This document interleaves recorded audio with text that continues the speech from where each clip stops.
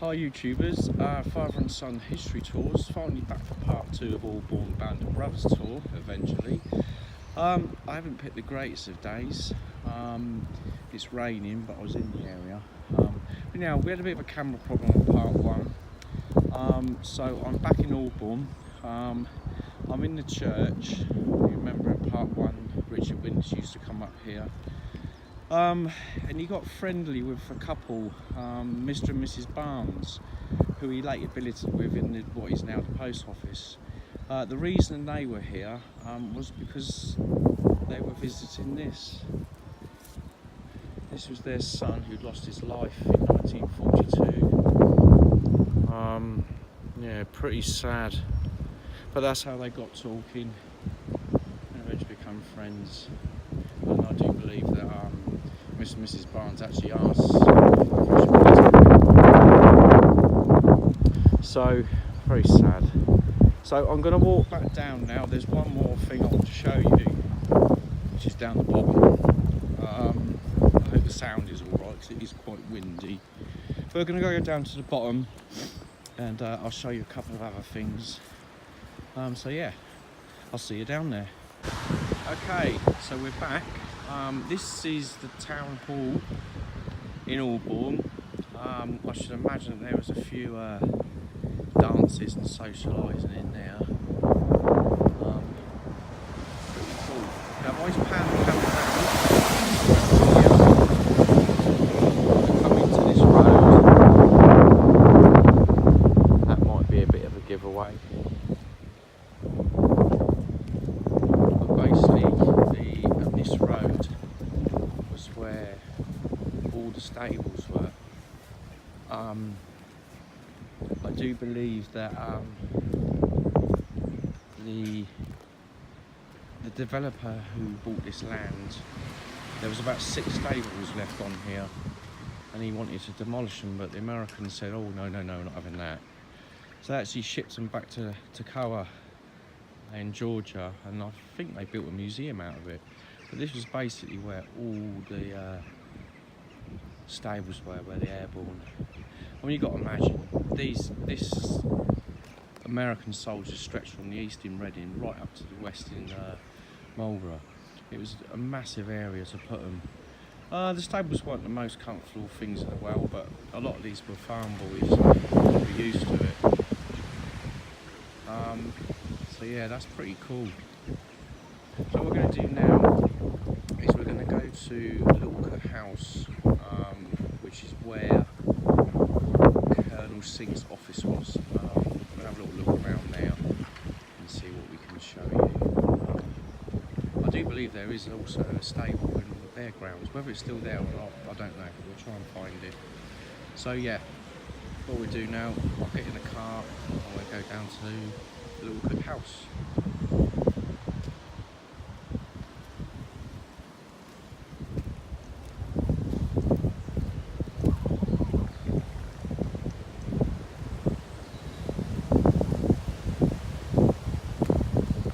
Welcome back YouTubers. As you can see in the foreground is Littlecote House. This is where Colonel Singh's office was. So a lot of busy little place. There's actually a picture on the internet of this place in 1944 and it's covered in snow. So we're going to go up to the car park, pull over and have a look and see what we can show you. I know that Henry VIII and serenaded James Seymour here, and William of Orange stayed here as well, and it's supposed to be haunted, or part of it. So any of you ghost enthusiasts, put yourself a couple of nights in there. Okay, so we'll drive up to the car park, get parts, and then I'll be back soon. Okay, so we are now in the Littlecote House, and this is dedicated to the 101st Airborne. It's a little museum with all bits and pieces in, which is really good. Because again, they're remembering these boys. And they've dedicated a little room towards it all. And there's the original sign from Aldbourne. Cool. Most of this stuff was found in and around the area, dug up along the River Kennet, and just donated to the museum. Some more shovels down there. There's the famous uniform.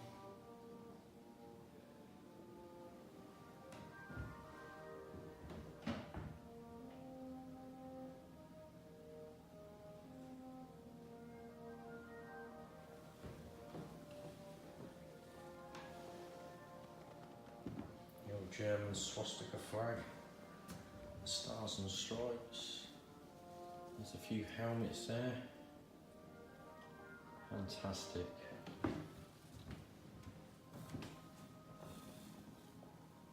Pepsi Cola bottle.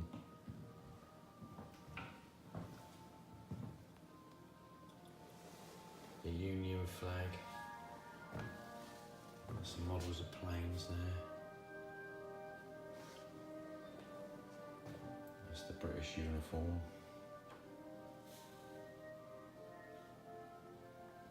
Oh, see, they've got the Navy and the RAF.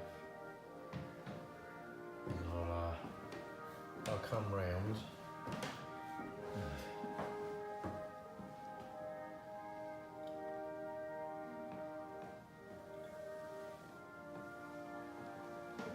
There's a door up there.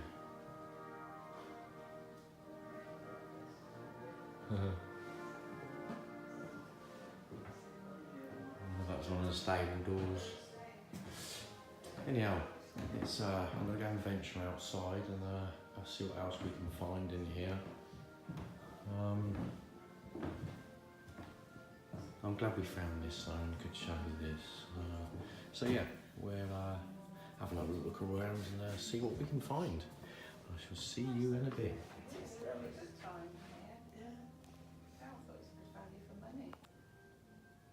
Hi YouTubers, I'm back. I had to show you this. This is basically the chapel within the hotel. I should imagine a few of the Americans would have said some prayers in here.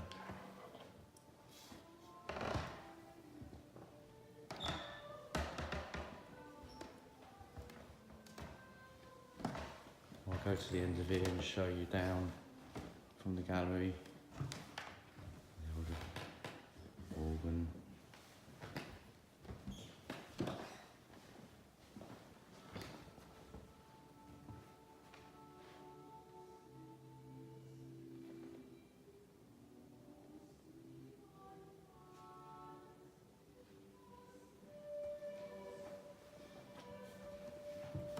Okay, so I'm going to head back downstairs now and try and see what else we can find in here. Okay, I'll see you in a bit. So here we are, we're at the side of Littlecote house. I think this is where all the stables were. But guess what I found? Remember I told you about those stables in Aldbourne? And I thought there was one in the grounds. I found it. So this stable I'm up to is one of the remaining stables from Aldbourne. Like I said before, that the Americans had them and made use of them. But this is one of the original ones that the paratroopers would have stayed in Aldbourne. And it's good that they've done this. So this is one of the original. Wow.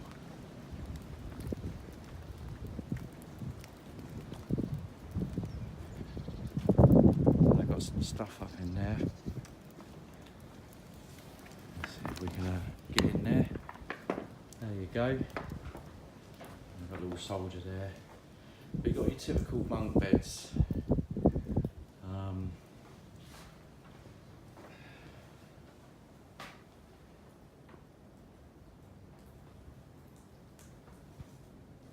Not the most comfortable places to stay, but like I say, they really had to accommodate a lot of soldiers. That's one of the typical bunk beds they would have had. Maybe a stave in there. An airborne soldier there in his dress uniform. Some posters and that up. Oh look, we've got a wheel there from a, imagine that was from a Dakota. Trunk box. Now I do remember one of these, I visited one of these, I think it was this one, and it had a paratrooper's name scratched in the wall. Whether it's just gone or it's been covered up. It was definitely in one of these. Yeah, that's pretty cool.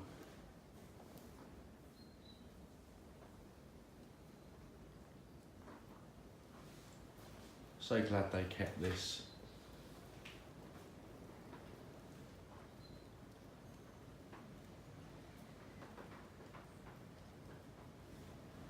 Oh, there's a bit about it there. Easy Company's wartime home rescued. There's a few pictures there of the powers outside the stables. Yeah, that is pretty cool.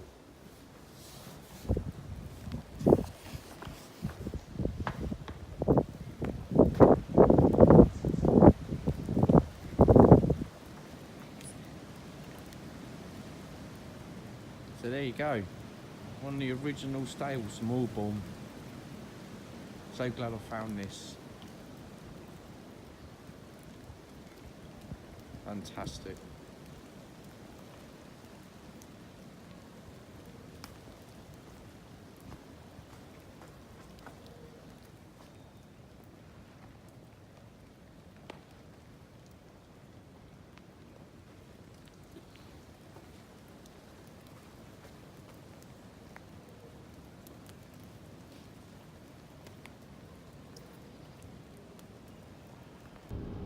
Okay, so we are now leaving Littlecote House.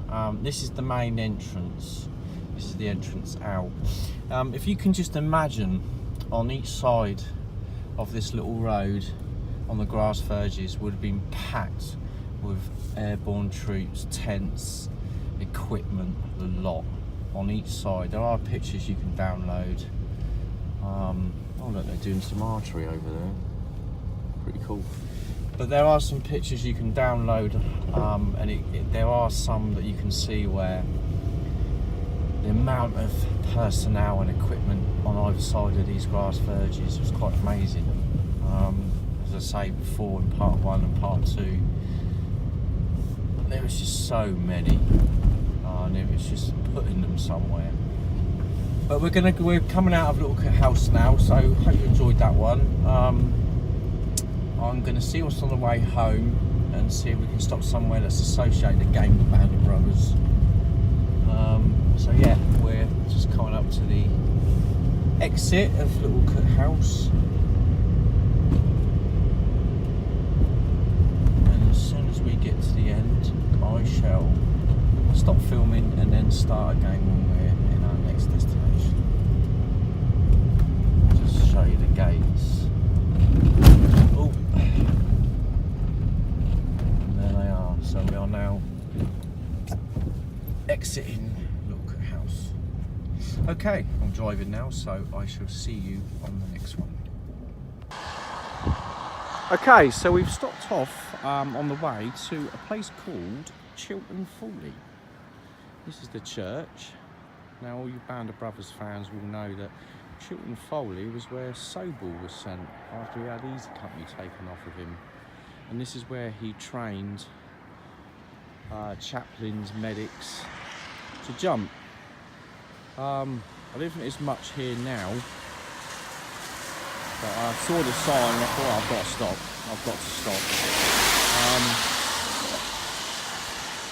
what I'm going to do, I'm going to walk up to here.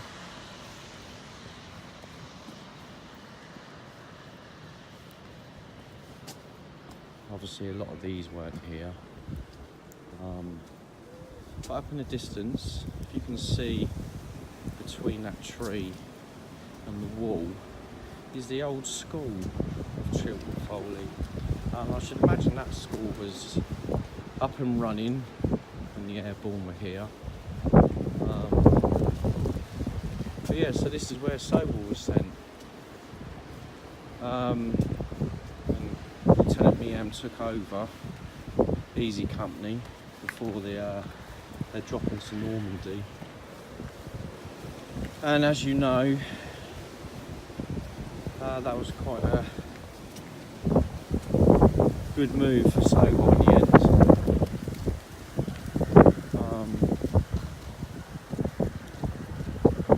But you know, there's not a lot here like Aldbourne and that, but it's, you know, this is where they were.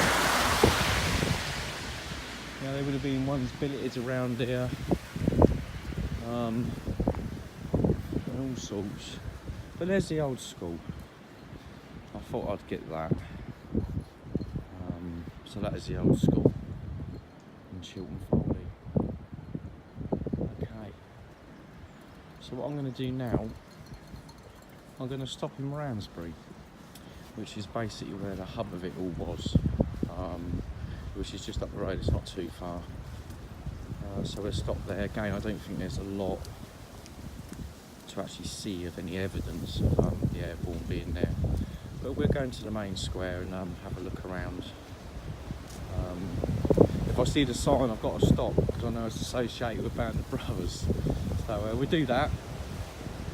Go from there. And I'll see you in Ramsbury. Okay, so here we are in Ramsbury. Ramsbury was pretty much the main hub of it all. Again, it would have been like Aldbourne people billeted here. A lot of activity. This is known as the square. And I know this pub here, the Bell, was used quite a lot. This is pretty much the centre of Ramsbury. Again, there's not a hell of a lot to see here.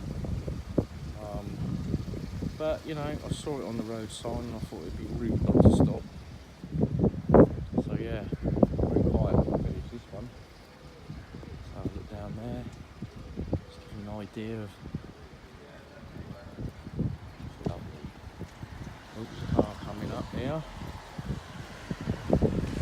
Oh look, we've got a bit up here.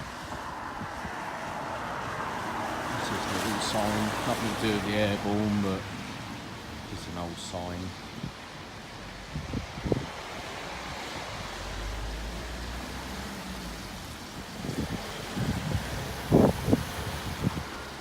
This is known as the square, but this is the main bit. That's about it in Ramsbury. Like I say, I saw the sign, I had to stop. A bit like Chiltern Foliat really, so at least we stopped at, you know, I'm trying to do everything I can in this part of England where the Airborne were.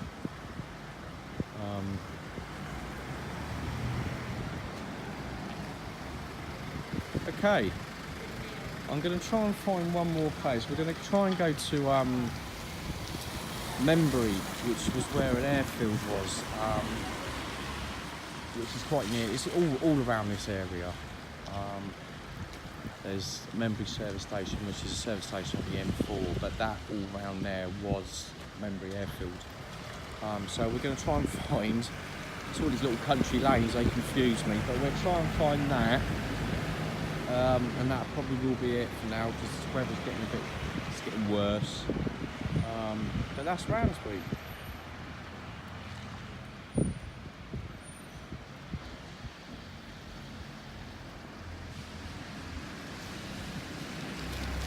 Oh hi, this is my little stop. The weather's got really bad. This is Membury. You can see one of the runways there. I don't know if that's one of the original ones. This would be the airfield. This is Membury service station on the M4. And I know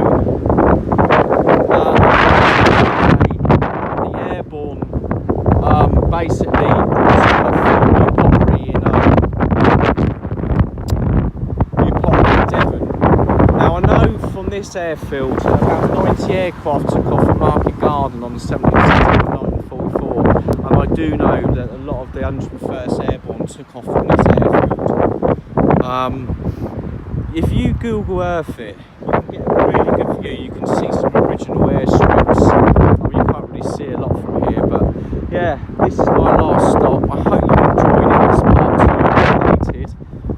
That's pretty much everything in the south of England where the Airborne were. We've done pretty much everything. So yeah, I've just got to try and think of another good tour to do. Again, I hope you've enjoyed it.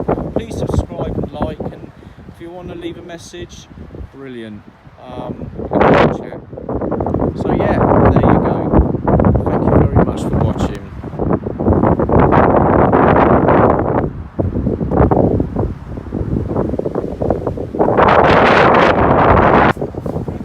Hi, I'm back. Sorry, I know I was going, but I've just driven down and I've just seen these. Let's get these windscreen wipers off a bit. I've just seen these. We're still in around the Membury airfield area, so this would have been still part of the airfield. And I know there's a few buildings scattered about, but I can imagine that these were definitely there in 1944. So it's just stuff you see, you drive and you see stuff and you just know, and you have to keep stopping. But that is it. That is definitely it now. I'm going home now. So I really hope you've enjoyed it. As again, I say, please subscribe and share and leave any comments. It'd be great to talk to you. And I'll see you on the next father and son history tour. Thank you.